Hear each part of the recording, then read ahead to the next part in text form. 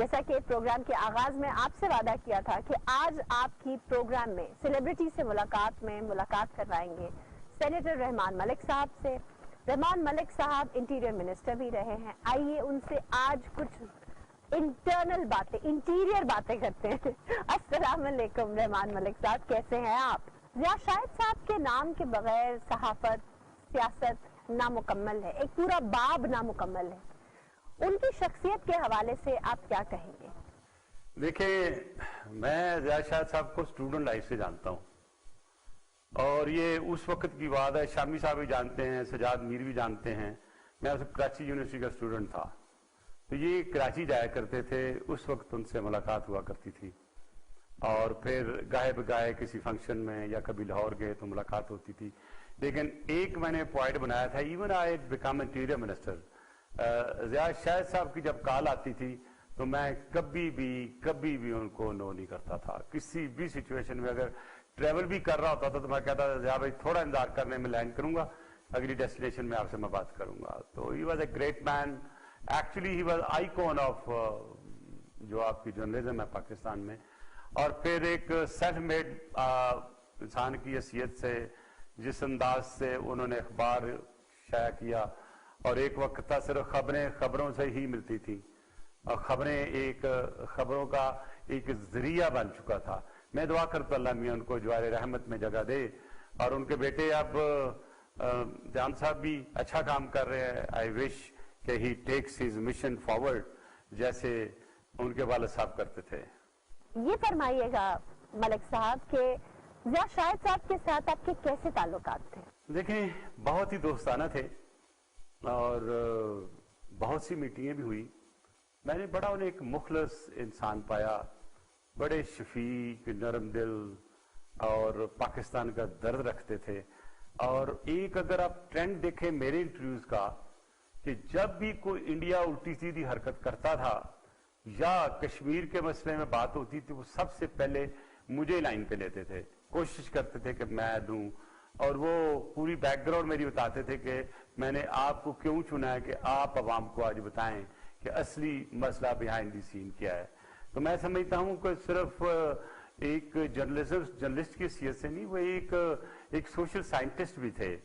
میں یہ کہوں گا پولیٹیشین نہ ہوتے بھی یہ ان کا مائنڈ بہت پولیٹیکل تھا. اور اگر ان کی پریڈکشنز دیکھیں تو وہ بہت ساری ہیں. ابھی دیکھیں، مجھے کل ایک پامسٹ اس نے مجھے out of the blue phone کیا، اور وہ مجھے ان کا ذکر کر رہے تھے کہ جی میں نے ان کو شاہد صاحب کے ایک پروگرام میں نے پریڈکٹ کیا تھا کہ یہ ہو جائے گا، تو وہ ہو گیا. تو انہوں نے مجھے ایک پریڈکشن بتائی، لیکن وہ میں آپ کو نہیں ابھی بتاؤں گا. کہنے یہ میں پریڈکشن کر رہا ہوں آپ کے ساتھ، میں آپ کو کبھی ملا نہیں ہوں، لیکن یہ پریڈکشن کرنا یہ ہو جائے گا. تو میں نے کہا ضیاء شاہد صاحب کے ساتھ جب بات کر رہے ہوں گے وہ ایک اور لیول تھا. میرا پولیٹیشین کا لیول ہے بالکل ڈیفرنٹ ہے. بہرحال ان کا میں کہنے کا میرا مطلب یہ ہے کہ سوسائٹی کے ہر سیکشن کے ساتھ ان کی دوستی بھی تھی، ان کا پیار بھی تھا. آج اس لیے دیکھ لیجئے کہ ہر جگہ سے ہر لوگ جہاں بیٹھے، جس محفل میں کم سے کم آج کل بیٹھے تو ضیاء شاہد صاحب کا جو ذکر ہے وہ ضرور ہوتا ہے. اللہ میاں ان کو جنت نصیب کرے اور ان کے لائقین کو صبر دے. یہ قومی ایک نقصان ہے، یعنی کہ نیشنل لاس ہے جو ان کا رخصت ہونا ہمارے ہاں سے. سر، ابھی کشمیر کا ذکر کیا آپ نے، کشمیر کے حوالے سے آپ نے بہت کام کیا ہے. کشمیر کو لے کر بڑی ریزنٹمنٹ پائی جاتی ہے ہمارے لوگوں میں. سر، اس پر ذرا روشنی ڈالیں. میں یہ سمجھتا ہوں کہ ایک بات تو اچھی لگی عائشہ صاحبہ کہ آپ ایک پیروڈی شو سے نکل کر اور ایک کامیاب پیروڈی شو چلاتے ہوئے آپ ایک سیریس دنیا میں آ گئی، جس میں باتیں بڑی سیریس بھی ہوتی ہیں، تلخ بھی ہوتی ہیں، اور اس کے لیے کافی انالیسس کی بھی ضرورت ہوتی ہے. تو آپ نے جس انداز سے یہ کوشچن کیا ہے، مجھے لگتا ہے کہ آپ نے کافی ہوم ورک کیا ہوا ہے. میں بالکل آپ سے متفق ہوں کہ اس وقت جو پالیسی حکومت کی جا رہی ہے، وضع کر لیں آپ Kashmir, it is not satisfactory. دیکھیں، حکومتوں کا کام ہوتا ہے پریمپٹ کرنا. اگر میں یہ کہوں کہ ہم نے پچھلے 74 ایئرز سے انڈیا کی دی ہوئی پچ پہ کھیلنے ہیں جہاں تک کشمیر کا تعلق ہے. دیکھیں، انہوں نے بلینز آف ڈالر خرچ کر کے لوگوں کی جو ایک توجہ تھی کشمیر کے مسئلے سے ہٹائی.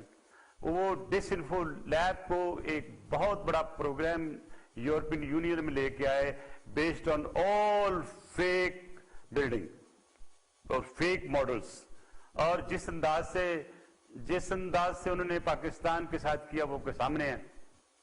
मेरी एक बुक है, जरूर पढ़िएगा, मोदीज वॉर डॉक्ट्रिन, तो उस पर मैंने बहुत पहले प्रेडिक्ट कर दिया था कि अगर मोदी सेकंड टाइम आया तो ये कश्मीर के स्टेटस को भी स्क्रैप करेगा, पाकिस्तान के लिए एक नहायत ही खतरनाक हद तक ये इंसान हमारे सामने आएगा। और आपने देखा उस वक्त लोगों ने कहा ये मलिक साहब क्या बोल रहे हैं जी, ऐसे ही ये तो जैसे लोग बात करते हैं। आज शुक्र है कि वही लोग कहते हैं कि मलिक साहब आप ठीक कहते थे, हमारे सूडो इंटेलेक्चुअल्स जो अपने आप को सो कॉल्ड बहुत बड़ी बैक चैनल के चैंपियन समझते थे, जिस अंदाज से उन्होंने पाकिस्तान को नुकसान पहुंचाया, मैं अगर सारा यहाँ पे आप बयान करूं तो वो अच्छा नहीं होगा। लेकिन मैं अभी भी कहता हूं, मेरी डायरेक्ट रिक्वेस्ट है प्राइम मिनिस्टर इमरान खान से, देखें आवाम दो मुस्लिम मसलों पे कभी भी किसी भी सूरत में आपसे कॉम्प्रोमाइज नहीं करेगी, एक कश्मीर और दूसरा आप नबू से रसालत पे, किसी भी सूरत में,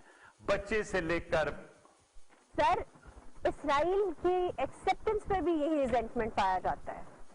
नहीं देखें आप, वो एक मसला है और वो एक चीज ऐसी है जो वर्ल्ड पॉलिटिक्स में अभी उभरी है हमारे सामने। इसमें कोई डाउट नहीं है कि ये बहुत पहले से ये रिक्वेस्ट और उनकी सारी चीजें चलती रही। इंडिया का और इजराइल का गठजोड़ आपके सामने है। अभी इजराइल के जो शिप्स हैं, वॉर शिप्स हैं, वो भी गवादार से सिर्फ 50 से 60 किलोमीटर दूर हैं। मैं दुनिया को डरा नहीं रहा हूं, लेकिन मैं ये कह रहा हूं कि इजराइल से हमें कभी भी दोस्ती की एक्सपेक्टेशन नहीं होनी चाहिए। इसी तरह जैसे हम कभी भी अच्छाई की नहीं बर्दाश्त कर सकते, क्योंकि कश्मीर की बात की longest curfew of the world is today in Kashmir. मुझे ये बताएं हुकूमत ने कितनी करारदादें लेके गई हैं वहां पे यूएन में, कौन से फोरम पे उठाया है ये? मुझे परसों इमरान खान साहब, देखिए प्राइम मिनिस्टर हैं, सबको इज्जत भी करनी चाहिए, मैं हाथ भी करता हूं बात करते वक्त, उन्होंने कहा था कि I have here by declared my self as the ambassador of Kashmir. और उन्होंने कहा जी हमारे सारे डेलीगेशन एमएनएस के, सेनेटर्स के जाएंगे और वो जाके वहां पे पूरी की पूरी जो है एडवोकेट करेंगे कि इस वक्त कश्मीर में क्या हो रहा है। मुझे बता दें सिंगल डेलीगेशन जो गया हो जिसने जाके एडवोकेट किया होगा कश्मीर में ये हो रहा है। और मेरी बात सुनिए, कितने सेमिनार हुए अभी तक? नन। अभी उन्होंने कल कहा कि मैं नबूसे रसालत में इंशाल्लाह पूरी दुनिया में पाकिस्तान की रहनुमाई करते हुए और खुद एक एम्बेसडर के तौर पे ये बात करूंगा। तो मैं उनसे ये करूंगा आप जरूर बात करें, बात अच्छी करते हैं, बट वर्कआउट है मैकेनिज्म, किस मैकेनिज्म के तहत इमरान खान साहब आप चीजों को आगे लेके चलते हैं। Governance is not an easy thing. Governance जो है उसको करने के लिए you have to do number of things, और उस नंबर ऑफ थिंग्स में ये बड़ा जरूरी होता है कि आपकी प्लानिंग, जो आपकी स्ट्रेटेजी है, वो एक बड़ी firm and it be research based. तो आई होप के आने वाले वक्त में हम जो हमारे इश्यूज हैं, असल में सबसे बड़ी बात जो आयशा बात ये है मैडम कि हम हैं, एक लफ्ज है पंजाबी का डंग टपाऊ, यानी कि हम हेडहॉकिज्म पे यकीन रखते हैं, कहते आज का दिन निकालो कल देखा जाएगा। यही हुआ जो अभी इन्होंने टीएलपी के साथ मुआहदा किया, वो डंग टपाऊ जो है ना एक मुआहदा था जिसमें पार्लियामेंट को लाने की जरूरत कोई नहीं थी, जबकि कानून मौजूद था और कानून अप्लाई नहीं किया, ना उनको कोई चार्जशीट दी ना कोई नोटिस दिया। और दूसरी वो मैं चीख कह रहा था भाई ये पॉलिटिकल पार्टी है, ये टेररिज्म ऑर्गेनाइजेशन नहीं है। उस वक्त किसी को नहीं ख्याल है, जब मैंने अपनी प्रेशर किया और ठीक ठाक मैंने वर्ल्ड वाइड बात की तो फिर मैंने कुछ मिनिस्टरों से कहते सुना हाँ वो तो सियासी जमात थी। तो अगर सियासी जमात है तो क्या उसको ऐसे ही आप बैन कर देंगे? क्या आप उसको कोई नोटिस नहीं देंगे? क्या ये साबित नहीं करेंगे कि यू है by chargesheeted on terrorism and hate speeches? वो नहीं है। तो मैं यही अर्ज करूंगा हुकूमत से, आपको अल्लाह ने मौका दिया है, आप एक रोड मैप बनाएं, अच्छे अच्छे एडवाइजर साथ लगाएं, बच्चों को निकाल दें जिनको आप सिर्फ तालीम देने के लिए लाते हैं और फिर वो चले जाते हैं आपको फेल करके। Gate mature people, get people with some kind of एक्यूमा who can actually lead you. और मैं जो बात कर रहा हूं, इमरान खान साहब मुझे जाती तौर पे भी जानते हैं, जो मैं बात कर रहा हूं दिल से कर रहा हूं, मैं कोई गलत बात नहीं कर रहा हूं, मैं चाहता हूं ये सिस्टम चले।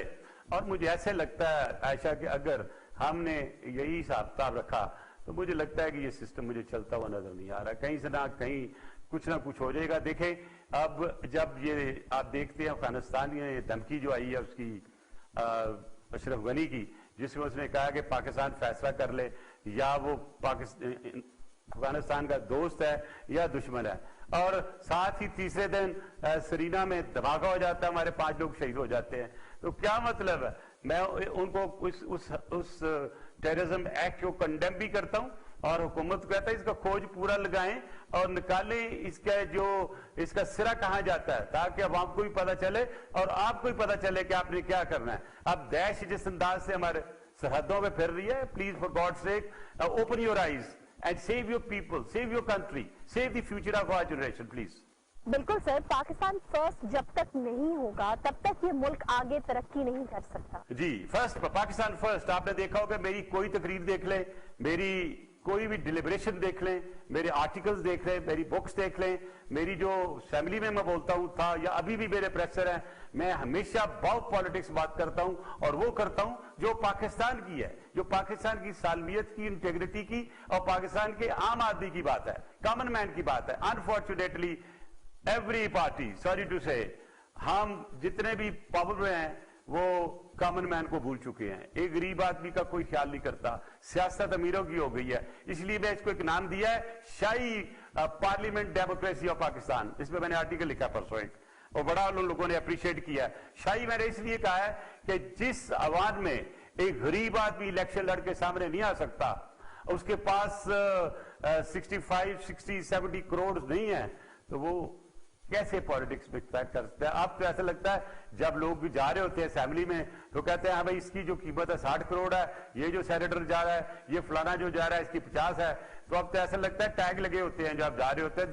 جب پالیٹکس میں پیسے کا ٹیگ لگ جاتا ہے تو پالیٹکس کمزور ہونا شروع ہو جاتی ہے, اور پھر ایک وقت آتا ہے جب کمزور اٹھتا ہے تو اس کو کوئی روک نہیں سکتا, پھر وہ کھڑا ہو جاتا ہے. اور خدا نہ کرے کہ جس طرح مہنگائی, انفلیشن, روپیہ جس طرح سے گرا ہے, اگر یہ اسی انداز سے چلتا رہا تو پھر یہ تو گرجے گا, لیکن ایک چیز بڑی سختی سے اٹھے گی, وہ ہوگی عوام کی آواز, کامن مین کی آواز. ایک عام آدمی اٹھ کے جب بولے گا تو پھر ان کا بھی اور کسی کا بھی سنبھالنا مشکل ہو جائے گا. میں شاید سر اس حکومت کی کارکردگی کے حوالے سے آپ کیا کہیں گے؟ اس وقت جو ملک کے حالات ہیں, غریب آدمی نہ جی سکتا ہے, نہ مر سکتا ہے, نہ کھا سکتا ہے, نہ پی سکتا ہے, نہ دوا لے سکتا ہے.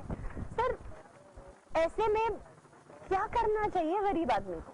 دیکھیں میں تو سب سے پہلے اللہ کے حضور دعا کروں گا, یا اللہ میرے غریب آدمی کی سن, اور ہمارے جو حکمران ہیں ان کے ذرا دماغ میں تھوڑی عقل ڈالو کہ پل بننے سے, باغ اچھا بنانے سے ان کا پیٹ نہیں بھرے گا. فار گاڈ سیک آپ کوشش یہ کرو کہ آپ جتنی بھی کوشش کر سکتے ہو آپ کی یہ ہونی چاہیے کہ غریب آدمی کی مدد کیسے ہو سکتی ہے, اور وہ ایسی ہو سکتی ہے کہ آپ ایک پروگرام شروع کرے جس میں غریب آدمی کو کم سے کم روٹی, اس کا بجلی کا بل, بچوں کی پڑھائی جو ہے اس کو افورڈ کر سکے. اور اگر یہ صرف ایجوکیشن فری کر دے میٹرک تک, اور جو کھانے پینے کی چیزیں ہیں وہ مہنگائی کم کرنا کوئی مشکل کام نہیں ہے. مجھے ٹھیکہ دے دینا حکومت, چلو کوئی بات نہیں 6 مہینے کا, میں ان کو سب کچھ ٹھیک کر کے دیتا ہوں. مجھے حکومت نہیں چاہیے, مجھے کوئی عہدہ نہیں چاہیے, مجھے کوئی منسٹری چاہیے, مجھے صرف 6 مہینے کے لیے ٹھیکہ دے دے, میں ان کو سب کچھ ٹھیک کر دیتا ہوں. سیکیورٹی بھی ٹھیک کر دیتا ہوں, ان کی مہنگائی بھی ٹھیک کر دیتا ہوں, اور گارنٹی کے ساتھ کہتا ہوں کہ میرے پیاز کو نیچے لے آؤں گا, یہ اوپر رہ جاؤں گا, ڈالر کو نیچے لے آؤں گا. جو ریکارڈ کا حصہ ہے پاکستان کی ہسٹری میں جو میں نے جیسے کیا, یہ ٹیکنیکس ہوتی ہیں, اور جو مافیاز ہیں نا وہ ان کو دیکھنا چاہیے. اور ایک چیز بات بھولے عائشہ, انفارچونیٹلی پاکستان میں بہت سٹیک ہولڈر ہو چکے ہیں. دیکھیں ایک سٹیک ہولڈر تو آپ کی جو حکومت ہوتی ہے, اپوزیشن پارٹیز ہوتی ہیں, آپ کا میڈیا ہے, آپ کی چوتھا سٹیک ہولڈر آ گیا, وہ ہے ٹرائکا بزنس مین. 3 بڑے بزنس مین ہیں پاکستان میں جو پاکستان کی قسمت کے ساتھ کھیلتے بھی ہیں, پاکستان کی قسمت کو بدلاتے بھی ہیں, پاکستان کی ہر چیز کے ساتھ پلے کرتے ہیں.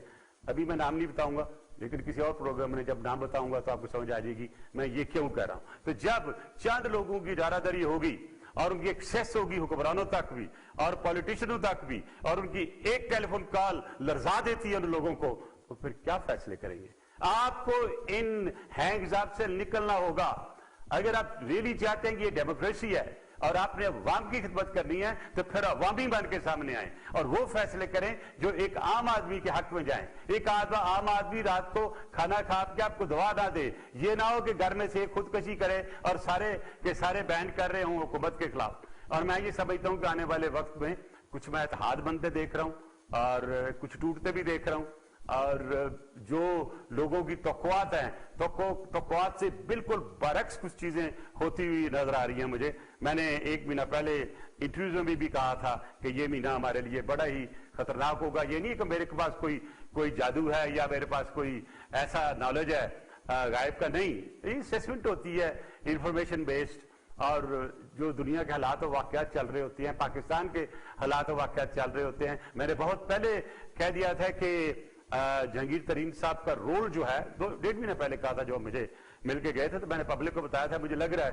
कि आने वाले वक्त में जहांगीर तरीन will play A prominent role in coming days. तो अब तो इंडिविजुअल्स का रोल हो गया ना, बिजनेसमैन और वो लोग, those who are powerful by virtue of their personality, by virtue of their influence, तो वो पाकिस्तान की पॉलिटिक्स पे बहुत असर डाल रहे हैं। और मैं ये चाहूंगा कि आपकी वसासत से मैं एक रिक्वेस्ट करूंगा प्राइम मिनिस्टर ऑफ पाकिस्तान से कि देखें, आप फौरन एक गोल बेस कॉन्फ्रेंस बुलाएं, कॉल एवरी पॉलिटिकल पार्टी। अगर आपको आसिफ जरदारी साहब के पास भी जाना पड़ता है, जेल में शहबाज शरीफ के पास भी जाना पड़ता है, आपको बुलाना फजल अमीन के पास जाना पड़ता है, जाएं, मनाएं उनको, बैठे एक जगह पे पाकिस्तान की खातर, एक कलेक्टिव सोच के लिए, एक कलेक्टिव एक्शन के लिए, एक कलेक्टिव प्लान के लिए। आई होप कि जो मैं मैसेज दे रहा हूं इमरान खान साहब को, यही मैसेज मैंने 6 महीने पहले भी दिया था कि अपनी जो एक अना है उसको एक तरफ फेंक दें और अवाम का और मुल्क का मफाद सामने रखते हुए आप अपोजिशन को लेके साथ लेकर चले।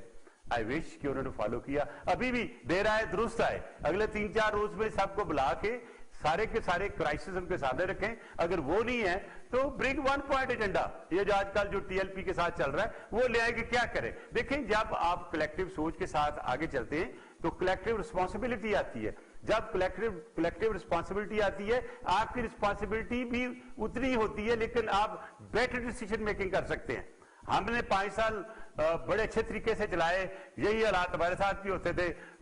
हमारे, मैं एक नाम नहीं लूंगा, एक जर्नलिस्ट का, वो तोते रखते थे और वो तोते से उठाते थे वो अपना एक पेपर, वो कहते थे हुकूमत 4 दिन बाद जाएगी, अगले में लिखा होता 7 दिन जाएगी। तो हमने तो तोतों को भी और तोतों की वो रट भी सुनी जो रोज हमारे खिलाफ होती थी। तो इनके साथ तो अच्छे हालात और वाकयात हैं, मतलब जो एनवायरमेंट हमारी थी, एक तरफ टेररिज्म थी, दूसरी तरफ वेस्टर्न बॉर्डर पे जंग थी, ईस्टर्न बॉर्डर पे जंग थी, और अपने कादरी साहब 10 लाख बंदा लेके पहुंच जाते हैं, मैं इंटीरियर मिनिस्टर था, आपने देखा, हमने तो चिड़ी भी नहीं मरने दी थी और बड़े तरीके से उनको खुदाफिज कह दिया था। वो भी एक हिस्ट्री है, कभी बयान करूंगा वो एक किताब की सूरत में, कि उस समय भी कौन कौन बड़े बिजनेसमैन थे, कौन कौन लोग थे जिन्होंने उसको फुली सपोर्ट किया, फाइनेंस किया, खाना कहां से आता था, किधर बैठते थे, और कौन लोग थे जो मदद करते थे। ये भी एक हकीकत है। खैर, मैं अब उसमें नहीं जाना चाहता, लेकिन मैं ये चाहूंगा पाकिस्तान का जो इसको हालात वाकयात हैं वो बड़े कमजोर है। हम इकोनॉमिक्स के तौर पे, यानी economically we are very weak. लिहाजा मैं ये कहता हूं कि आप क्यों नहीं अभी तक जो है माशी इमरजेंसी लगाते। माशी इमरजेंसी लग जाए तो आपके लिए बेहतरी होगी। हालांकि मैं अपोजिशन में, मुझे नहीं ये कहना चाहिए आपको, और ये मेरी पार्टी का नहीं है पॉइंट ऑफ व्यू, ये मैं जाती पॉइंट ऑफ व्यू आपको दे रहा हूं, लेकिन मेरा ख्याल हर पाकिस्तानी मेरे साथ मुत्तफिक होगा कि पाकिस्तान की जो इकोनॉमी है वो हमारा कॉमन इशू है और उस कॉमन इशू को हल करने के लिए हमें आगे बढ़ना चाहिए। तो मैं ये समझता हूं कि आप आगे चलें, आप सारे पॉलिटिशियंस को साथ लेके। आप देखें, बिलावल भुट्टो जरदारी ने तो आपको आते दिन पहले दिन ही कहा था इमरान खान कदम बढ़ाएं, हम आपके साथ हैं, आप हमारे साथ इकोनॉमिक चार्टर करें, लेकिन नहीं हुआ।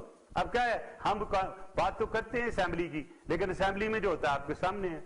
जब सेनेट में लाने के लिए लोगों को जो पैसे दिए गए वो भी आपके सामने है। तो भरोसा किस चीज पे करेंगे लोग? आप उन पे और उन बातों पे जो आपने कही कि भाई एक सेनेटर के लिए 60 करोड़ रुपए ऑफर हुआ था आपको। टू बी वेरी ऑनेस्ट, अब वो एक इंटरेस्ट, वो एक कॉन्फिडेंस जो आवाम का है, अवामी इदारों पे उठता जा रहा है। तो ये आप प्राइम मिनिस्टर है, it is your duty to have it रिहैबिलिटेटेड। It's not difficult for you. आपके साथ इदारे हैं और इदारे आपके साथ दे रहे हैं, हर किस्म के इदारे साथ दे रहे हैं। اور میں سمجھتا ہوں کہ اس موقع کو فائدہ اٹھاتے ہوئے آپ پاکستان کو ان کرائسس میں نکالنے کے لیے بھرپور کوشش کریں. That's my earnest request to the Prime Minister of Pakistan. جی میں عائشہ. سر آپ خود بھی انٹیریئر منسٹر رہ چکے ہیں, اگر آپ شیخ رشید کی جگہ ہوتے تو اس مسئلے کو حل کیسے کرتے؟ دیکھیں, سب سے پہلے میرا ایک اصولی فیصلہ ہے کہ جو بندہ سٹنگ انٹیریئر منسٹر ہے اور میری جگہ پہ آیا ہوا ہے, میں اس پہ کوئی کامنٹ نہیں دوں گا. میں ایسے ذاتی طور پر میرے دوست بھی ہیں وہ. اور میں ایک چیز بتاؤں, دیکھیں یہ جو لوگ آپ لوگ دیکھتے ہیں نا سامنے کیا ہو رہا ہے, وہ جو اندر ہو رہا تھا آپ کو نہیں پتا ہوتا. یہ بہتر انداز سے شیخ رشید صاحب خود بتا سکتے ہیں. اگر میں کوئی بات کروں گا تو وہ نہیں جانی چاہیے. It will be unbecoming for me to talk about Sheikh Rashid کہ کام پہ میں کیا کروں. دیکھ اللہ, میں تو دعا کرتا ہوں اللہ بھی کامیابی دے اس کو, اور اس کرائسس کو نکالنے کے لیے جتنے لوگ بھی ان کی مدد کر سکتے ہیں ضرور کریں. جی چلیے آپ یہ بتائیے کہ اگر آپ کے دور میں, پیپلز پارٹی کے دور میں ایسا مسئلہ کھڑا ہوا ہوتا ٹی ایل پی والا, تب آپ کا کیا ریئیکشن؟ خیر عائشہ, اب مجھے لگا کہ آپ کے سکل جو ہے نا پیروڈی والے دوبارہ آ رہے ہیں. آپ مجھے گھوم کے سوال آپ نے وہی کیا, لیکن خیر آپ کو میں یہ بتاؤں کہ دیکھیں میں اگر ہوتا انٹیریئر منسٹر تو میں اس کو فل رولز اینڈ ریگولیشن فالو کرتا. نمبر 1 شیڈیول 1 کے تحت میں نوٹس دیتا ٹی ایل پی کو کہ یہ آپ کے خلاف شکایت ہے, آ کے اس کو واضح کرو. اور ان دا مین ٹائم آپ کو شیڈیول 1 میں ڈالتے ہیں, آپ اپنے گھر سے نہیں نکل سکتے یا فلاں مدرسے سے نہیں نکل سکتے. اس کے کرنے کے بعد آپ کی جو ہیٹ سپیچز ہیں اس کو اگر کوئی کیس رجسٹر ہوا وہ لے کے آتا, ٹیررزم کا کیس ہوتا کوئی رجسٹر ہوا تو وہ لے کے آتا. وہ لانے کے بعد ان کے سامنے لاتے اور کہتے بھئی یہ آپ نے کیا ہے, اور اس کو چارج شیٹ کر کے اس کو اگر آپ چاہتے تو اس کو آپ پروسکرائب کر سکتے تھے. لیکن میں یہ سمجھتا ہوں جب پولیٹیکل ایلیمنٹ آ جاتا ہے تو پھر یہ نہیں ہوتا. ایون انٹرپول کا ایک چارٹر ہے کہ آپ کریمنل ایکشن نہیں لے سکتے ورلڈ وائڈ اگر کوئی بھی پولیٹیکل ایلیمنٹ آپ کے سامنے آ جائے. تو اس میں تو میرا خیال ہے کہ ایک انہوں نے جلدی کی, پہلے تو ایگریمنٹ کرنے کی ضرورت کیا تھی بھائی, اور ایک جو قرارداد لا رہے ہیں میں تو اس سے متفق نہیں ہوں ٹو بی ویری آنیسٹ. اس لیے اور اگر کسی کو میرے سے بات کرنی ہے اور سے چیلنج کرتا ہے تو مجھے کر لے. وہ بھائی چارج شیٹ تو ہوتی, یہ جو آپ لیتے ہیں قرارداد ہے وہ تو ایک صرف ایک آپ سمجھ لیں کہ تحریر ہے, آپ لے کے جا رہے ہیں اپنی اسمبلی میں کہ یہ کریں یا نہ کریں. اگر وہ قرارداد پاس بھی کر لے تو مینڈیٹری نہیں ہے. It is not law. What I mean to say کہ قرارداد is not law and it is not binding on anybody. تو کیوں لے کے آؤ بھائی, کیوں؟ اس لیے کہ قانون جو ہے جب اس کے لیے ہے, اینٹی ٹیررزم ایکٹ کا شیڈیول 1 سے 11 A B C D E اس کو خود فلی کور کرتا ہے. تو وہ چیز جو قانون میں موجود ہے وہ لیجسلیشن ہو چکی ہے, وہ انیکٹمنٹ کی صورت میں موجود ہے. تو آپ ایمبیسی اپنی نیشنل اسمبلی کو کیوں امبیرس کر رہے ہو, اپنی سینٹ کو کیوں امبیرس کر رہے ہو؟ تو پھر تو یہ ہوا کہ بہت ڈر گئے یا سچویشن خراب ہوئی, کہتے جی چلو کسی اور پہ رسپانسبلٹی ڈالو. تو this is called shifting of responsibility. The government should have not done this shifting of responsibility. What they did it by bringing that very جو resolution in the assembly. Sir ہمیں تو کہا جاتا ہے کہ گھبرانا نہیں ہے, کیا آپ کو لگتا ہے کہ حکومت گھبرائی سی ہے؟ میں تو یہ کہوں گا گھبرانا بھی نہیں لیکن ڈرنا ضرور. ڈرنے سے تو میں نہیں کر سکتا نا کوئی. تو میں تو گھبرا نہیں رہا ہوں, ڈر رہا ہوں کہ آنے والے وقت میں کیا یہ حکومت سسٹین کر سکے گی. کیوں؟ دیکھیں لوگ جو انہوں نے ریسٹ کیے تھے رہا نہیں ہوئے. میں ایگری کرتا ہوں کیس رجسٹر ہو جائے تو وہ ایک ٹیکنیکلی ایک جوڈیشل پروسیس میں پڑ جاتا ہے, لیکن اس کو بھی چھوڑ دے کا ایک طریقہ ہوتا ہے. بہرحال گورنمنٹ کا فیصلہ ہے, آپ نے بندے چھوڑے نہیں ہیں, اس کی پرسکرپشن جو ہے ختم نہیں کی اور اس کو رہا نہیں کیا تو پھر سڑکوں پہ آئیں گے نا. بات تو وہی رہی جہاں سے چلی تھی. تو آپ کیا حل نکالا؟ دیکھیں بہت سے ایسے واقعات تھے ہمارے لیے, مسائل پیدا ہوئے. بہت سی ایسی جماعتیں, میں نام نہیں لینا چاہتا ہوں, لیکن ہم نے پہلے بیک چینلز کی. بیک چینل کے لیے میں دوست ڈھونڈتا تھا جو سب سے کلوز ہوتے تھے ان کے. جب وہ بات چیت کر لیتے تھے پہ جا کے چائے کا کپ پی کے میں اپنی ڈیمانڈ رکھتا تھا, ان کے ساتھ ڈسکس کرنے کے بعد کہتا تھا اچھا یہ فیصلہ ہو گیا, اب ہم کہیں گے کہ ہم آپ کے پاس بات کرنے کے لیے آ رہے ہیں. تو جب ہم بات کرنے کے لیے جاتے تو بیسیکلی سب کچھ طے شدہ تھا. اور یہ ہم پولیٹیکل ایویڈنس اور پولیٹیکل مروجہ رولز بات چیت کے اور کنسنسس لانے کی کسی چیز میں. تو آئی ہوپ کہ ان کے کوئی ٹربل شوٹر یہ بنائیں, کوئی کریٹ کرے 2-3 ٹربل شوٹر. عمران خان صاحب آپ ڈھونڈیں لاہور سے, کراچی سے, کسی جگہ سے جو آپ کی پالیسیز کو لے کے آگے چلیں اور آپ کو آگے بڑھنے میں مدد دیں. بات آپ نے ٹھیک کی, ہم تو نہیں گھبرا رہے, وہ عوام کو بھی کہتے ہیں نہ گھبرائیں, لیکن مجھے گھبراہٹ کا جو عالم نظر آ رہا ہے ہلز پہ وہ بہت زیادہ ہے. جی سر, جب آپ کے دور میں یعنی پیپلز پارٹی کے دور میں ڈنمارک میں نبی کریم صلی اللہ علیہ وسلم کے خاکے نعوذ باللہ بنائے گئے تھے, اس وقت آپ نے یوم رسول صلی اللہ علیہ وسلم منا کر عوام کا غصہ ٹھنڈا کیا تھا. سر آپ